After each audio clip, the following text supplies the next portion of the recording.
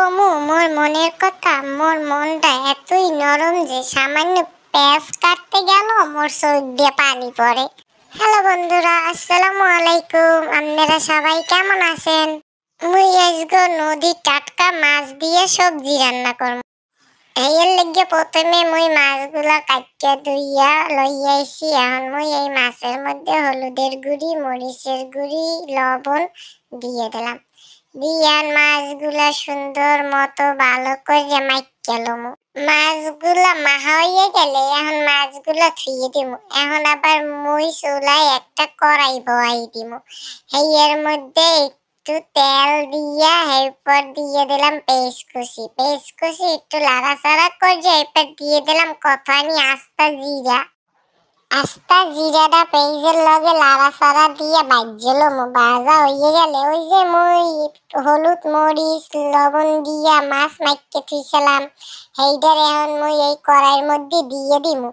মাছের এক পাশ হয়ে গেলে কড়াইটা ঝাঁকাঝাঁকি করে মাছটারে ওলট পালট করে দিমু। খুন্তি দিয়ে লাড়া যাইবে না, নয় কিন্তু মাছগুলা ভাঙ্গে যাইবে।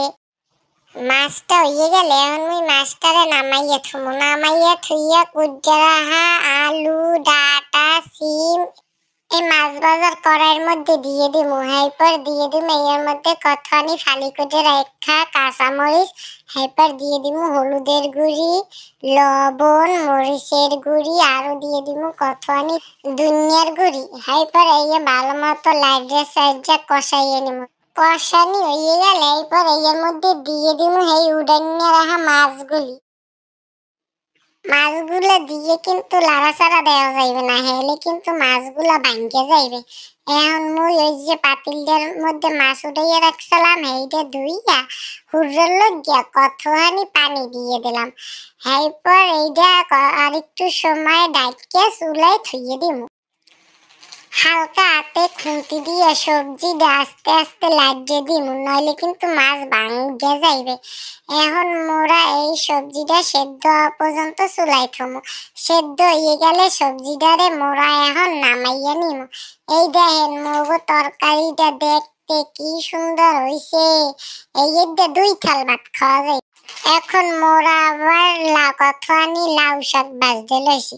লাউ শাক একটা কড়াইয়ের মধ্যে দিয়া এর মধ্যে দিয়ে দিলাম কতখানি কাঁচামরিচ কুচি। এরপর দিয়ে দিমু পেঁয়াজ কুচি, রসুন কুচি, লবণ। এই দিয়া লাউ শাকটারে ভালো মতো সেদ্ধ করে নিমু।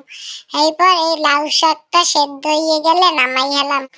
এরপর পেঁয়াজ রসুন তেলে ভাজা বাগার দিমু।